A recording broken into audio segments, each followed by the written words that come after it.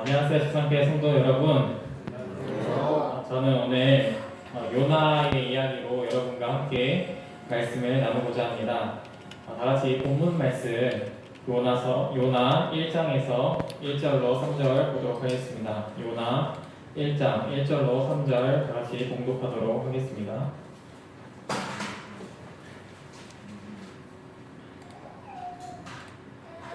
시작. 여호와의 말씀이 아미떼의 아들 요나에게 임하니라. 이르시되 너는 일어나 저 큰 성을 니느웨로 가서 그것을 쳐서 외치라. 그 악독이 내 앞에 승단하였느니라 하시니라. 그러나 요나가 여호와의 낯을 피하려고 일어나 다시스로 도망하여 하여 욥바로 내려갔더니 마침 다시스로 가는 배를 만난지라. 여호와의 낯을 피하여 그들과 함께 다시스로 가려고 배삭을 주고 배에 올랐더라. 감사합니다.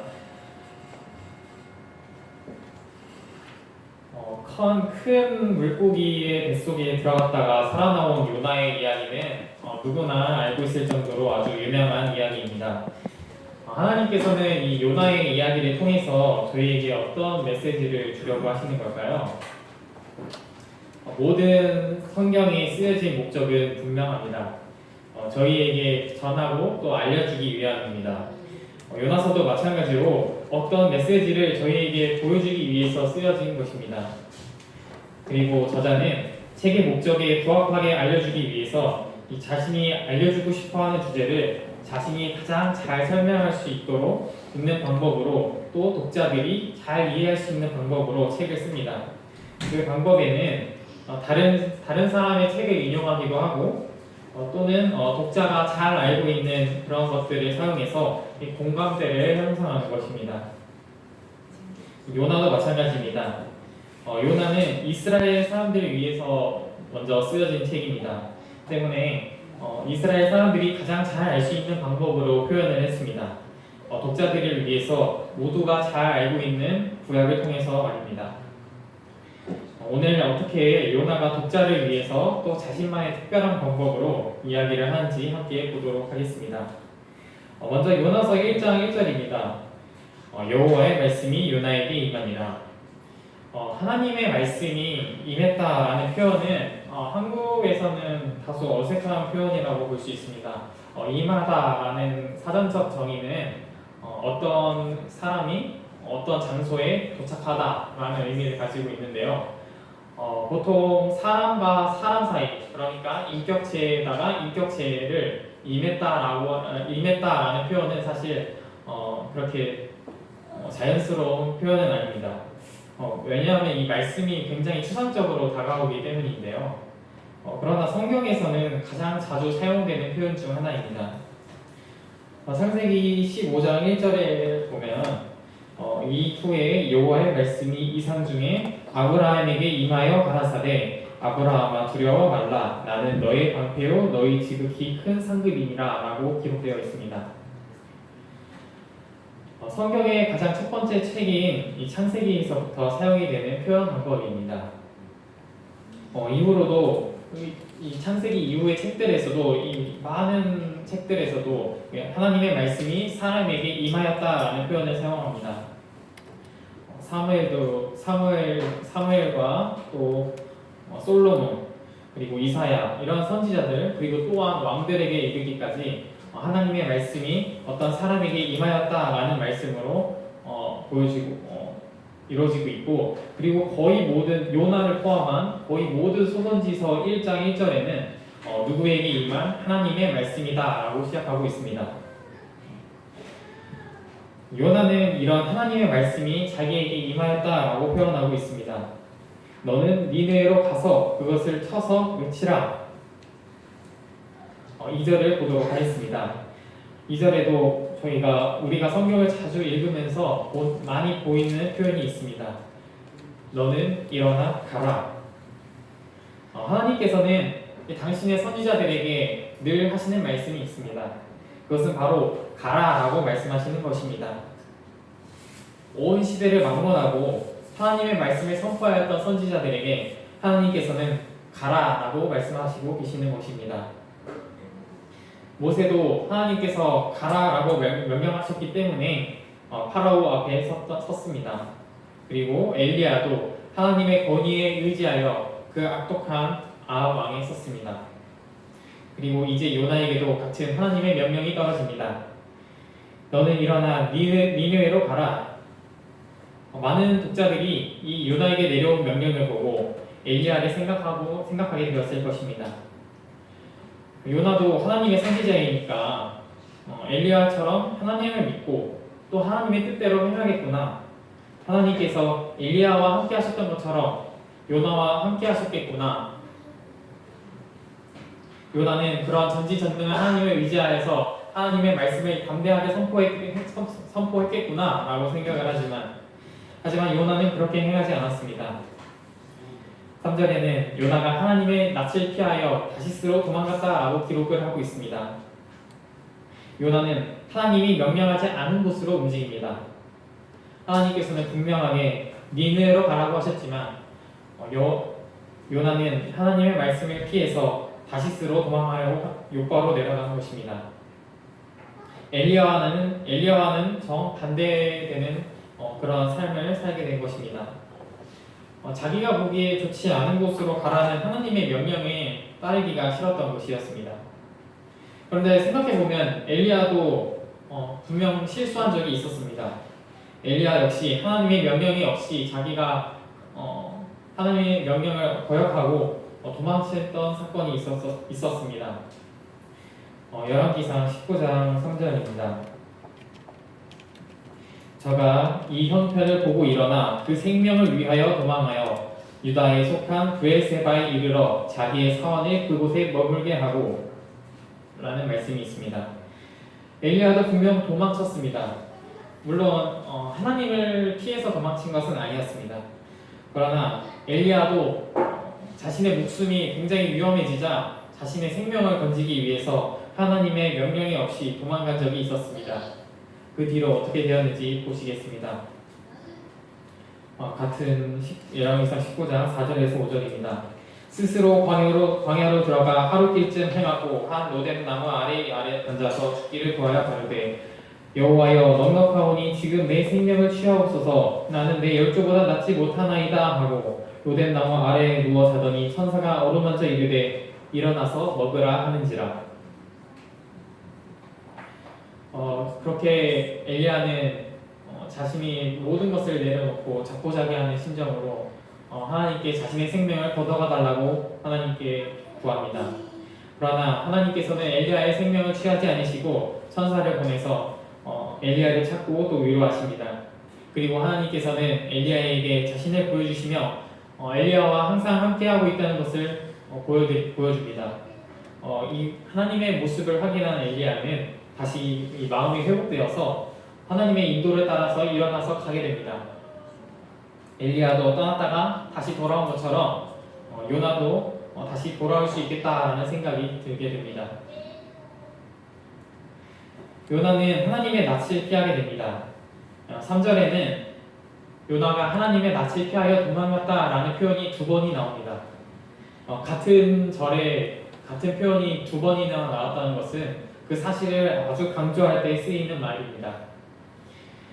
왜 그랬을까요? 하나님의 낯을 피해서 도망갔다라는 표현은 같은 표현이 창세기에도 사용이 되고 있습니다.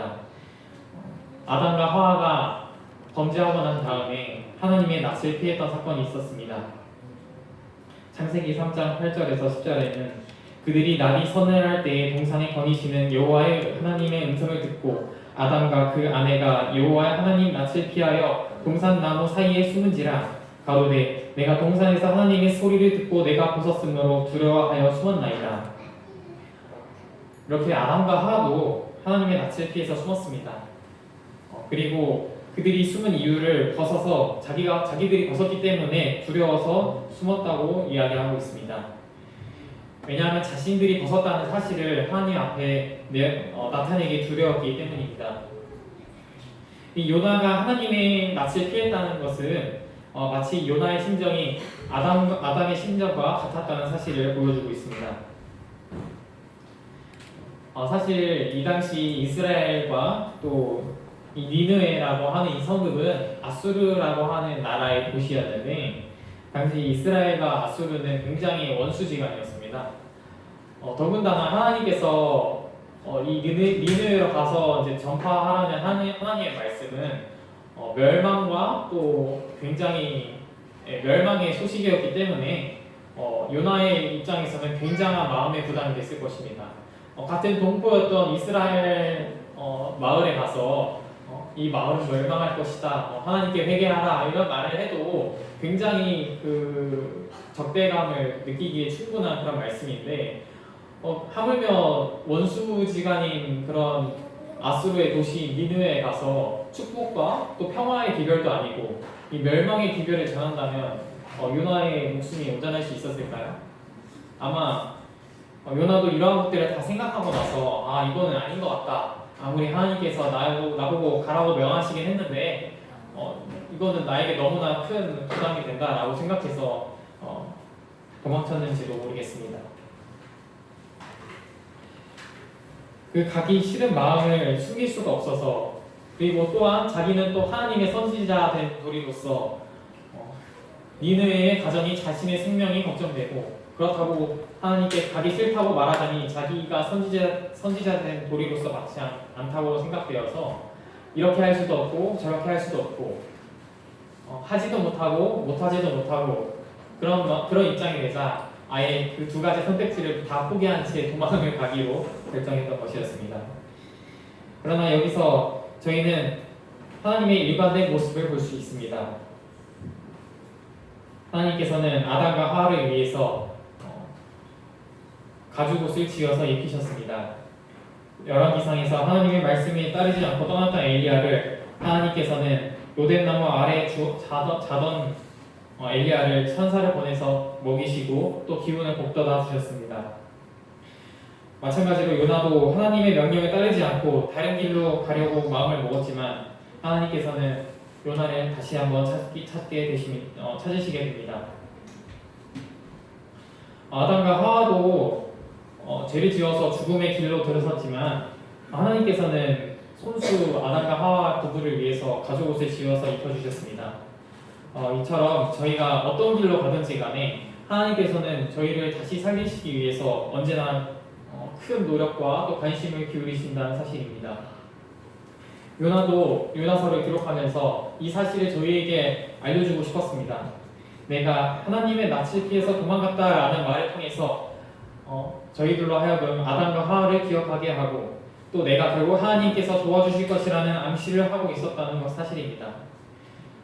요나는 이 요나서라는 간증을 통해서 하나님께서 자신을 버리지 않고 늘 지켜주시고 또 돌봐주신다는 사실을 계속해서 보여주고 싶었습니다. 하나님은 불변의 사랑으로 우리를 지켜보고 계시다는 사실입니다.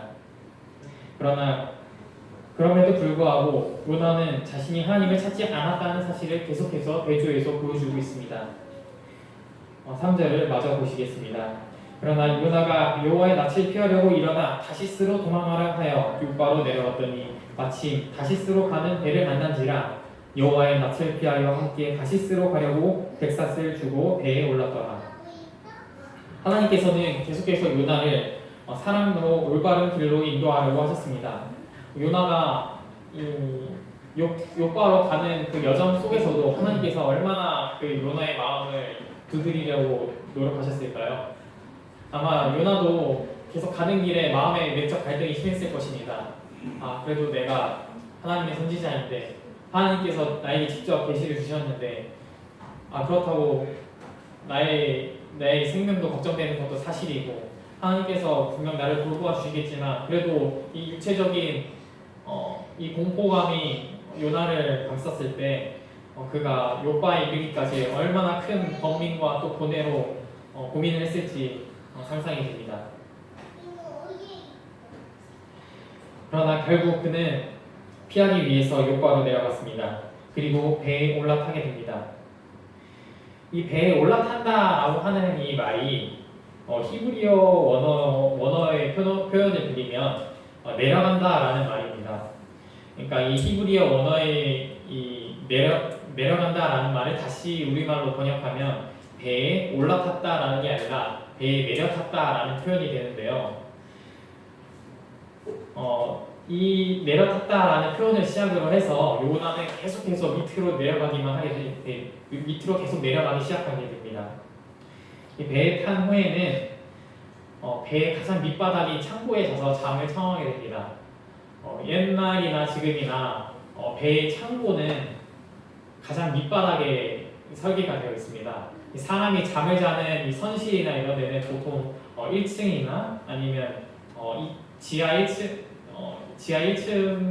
이제 구성이 되어 있고 이 선박에 있는 이런 짐들을 수월하게 또 보관하고 또 운반하기 위해서 보통 가장 밑바닥에 창고를 지어놓게 됩니다. 그래서 사실 요나가 잠을 청하기에 가장 적합한 곳은 아니었음에도 불구하고 요나는 창고에 가서 잠을 자게 됩니다. 아마 요나는 이 심리적으로 자신이 도망가고 있다는 사실을 알고 있었기 때문에 조금이라도 더 깊숙한 곳에 들어가서 하나님을 외면하기 위해서 그렇게 창고에 가서 잠을 잤는지도 모르겠습니다. 그러나 이 요나가 가장 배의 밑바닥까지 내려갔음에도 불구하고 그는 아직 끝까지 내려가지 못했습니다. 거기서 더욱더 더 깊이 내려가게 되는데요. 결국 하나님께서 풍랑을 보내시고 요나가 이 풍랑이 자기로 인해 비롯되었음을 알자 선원들에게 자신을 바다에 내어던지면 이 풍랑이 그칠 것이라고 이야기합니다.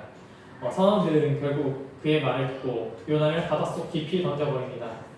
그렇기 때문에 요나는 하나님의 말씀을 불순종하기로 결심했을 때부터 그의 마음은 이미 내려가기 시작했고 그렇게 결국 그는 계속 내려가다 못해 가장 밑바닥인 사망의 골짜기까지 내려가게 된 것이었습니다.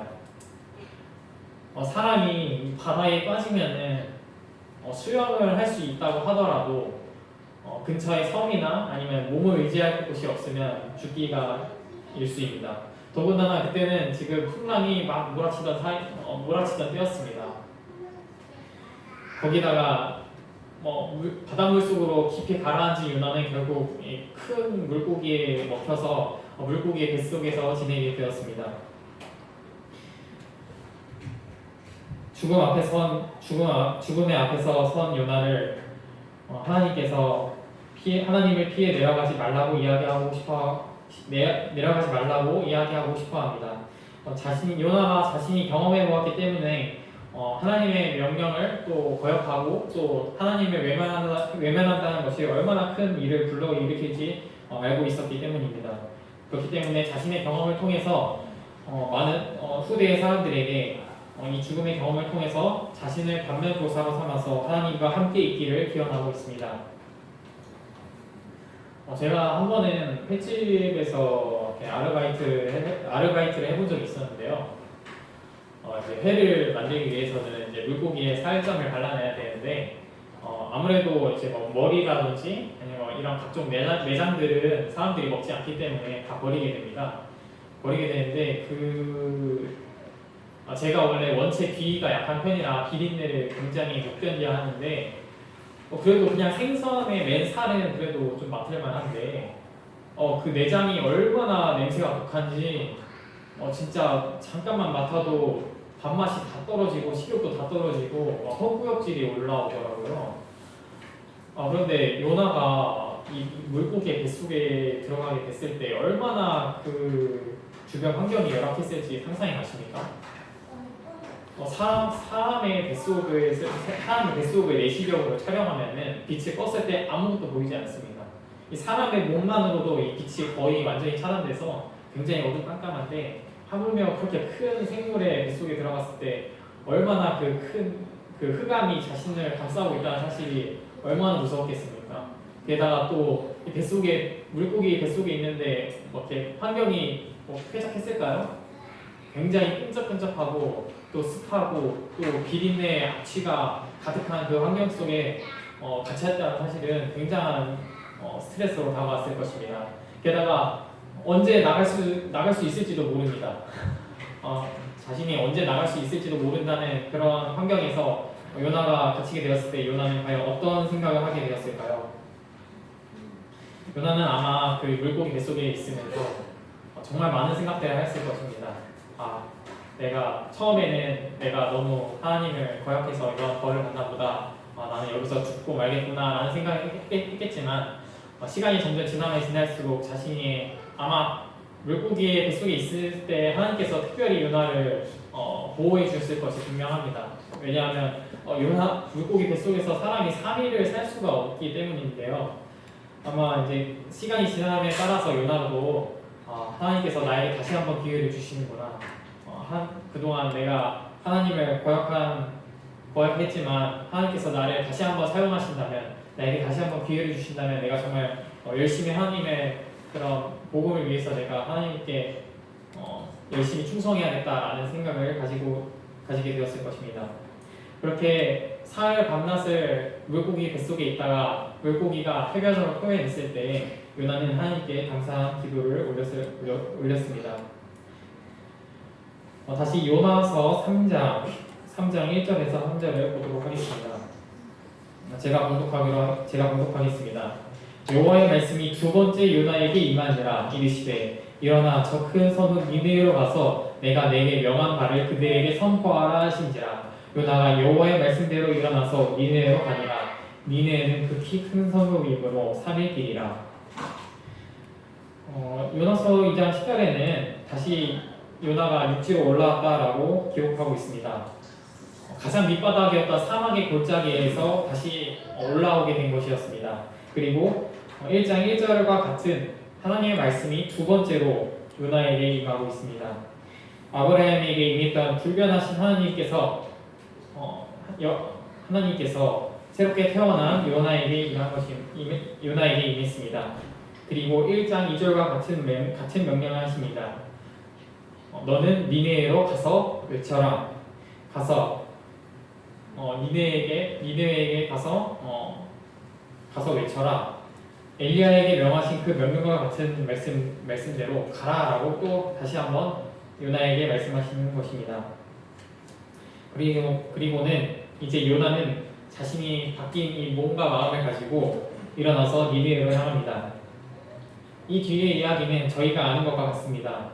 요나가 니느웨를 향해서 하나님 앞에 범죄하여 멸망에 이르렀다라고 경고하였고, 그러자 니느웨 사람들이 높고 낮은 신분의 고하를 막론하고 심지어 왕까지도 굵은 베옷을 입고 진심으로 회개하여 하느님의 징벌이 임하지 않게 되었습니다. 요나가 말씀대로 행하게 되자 요나뿐 아니라 또 니느웨의 모든 사람들까지 구원의 길에 이르게 된 것입니다. 이렇게 요나는 우리에게 명확한 메시지를 보여주고 있습니다. 첫째, 하나님께서는 불변하신 하나님이다. 우리의 믿음과 조상에게 임하였던 하나님께서는 오늘날에도 같은 하나님께서 우리를 위해서 힘써 일하고 계십니다. 하나님의 방향은 항상 일정하셔서 우리를 지켜보고 계시다는 사실입니다. 두 번째로, 하나님의 길에서 벗어난 자의 끝은 결국 죽음이라는 사실입니다. 하나님의 길을 벗어나서 가는 사람들은 항상 아래를 향하고 있으며 그 끝은 사망의 골짜기입니다. 셋째, 그럼에도 불구하고 하나님께서는 우리와 항상 함께 계시기 때문에 저희가 가는 길을 돌이킨다면 우리를 다시 끌어올려서 하나님의 길을 걸을 수 있도록 도와주실 것이라는 사실입니다. 그 길은 생명의 길이고 그 길을 생명의 길을 따라 걷는다면 항상 올바른 길로 나아가게 됩니다. 나 자신뿐만 아니라 다른 사람의 생명마저 구할 수 있는 하나님의 길을 걷기를 바라겠습니다. 저는 어릴 때 이 요나의 이야기를 읽으면서 이해가 가지 않았던 부분이 하나 있었는데요. 요나가 아무리 이제 새로 이제 육지로 다시 올라오고 나서 니느웨에게 이러한 경고의 말씀을 전파했을 때 어떤 일이 있었길래 이렇게 니느웨 사람들이 한순간에 이렇게 모든 사람들이 이렇게 회개를 했을까? 그게 이제 가능한 일인가라는 생각을 했었는데요. 이 과학자들이 이런 천문학자들과 과학자들이 발표하는 사실에 의하면 요나가 활동하던 시기에 이 니느웨 지방에 큰 일식이 있었다고 합니다. 그래서 그 커다란 일식 덕분에 사람들의 마음이 많이 녹아서 하나님께 회개했다라는 그런 주장이 있는데요. 아마 하나님께서 이 요나가 이제 하나님의 낯을 피해서 도망갔을 때에도 아마 이 부분까지 생각하셨던 게 아닐까 싶습니다.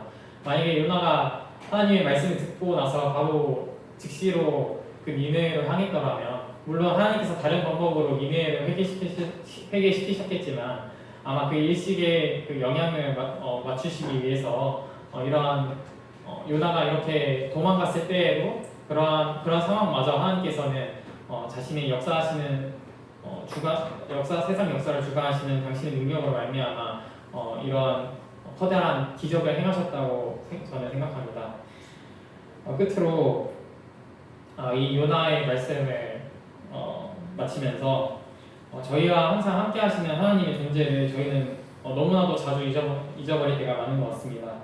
저 역시도 제가 해결할 수 없는 난관에 봉착하게 되었을 때 이거는 나에게 너무 커다란 짐이다. 나는 이것을 해결할 수 있는 능력을 가지고 있지 않은데 왜 나한테 이러한 일이 생기는 거지? 라고 하나님께 불평할 때가 참 많은 것 같습니다.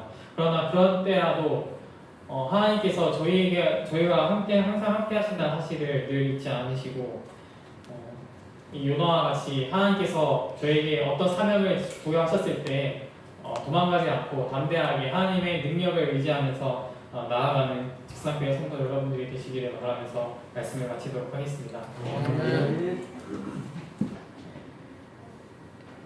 하늘에 계신 하나님 아버지, 요나에게 그렇게 하셨던 것처럼 아버지께서 함께 하심을 다시 한번 깨닫게 되었습니다. 우리가 언제나 아버지와 말씀과 함께 걸을 수 있도록 해주시고 혹시 우리가 아버지의 길을 떠나 다른 길을 간다고 할지라도 항상 함께하여 주시고 다시 돌아올 수 있도록 인도해 주시기를 바라오며 언제나 저희와 항상 함께하여 주시는 사랑의 예수님의 이름으로 기도하였나이다. 아멘.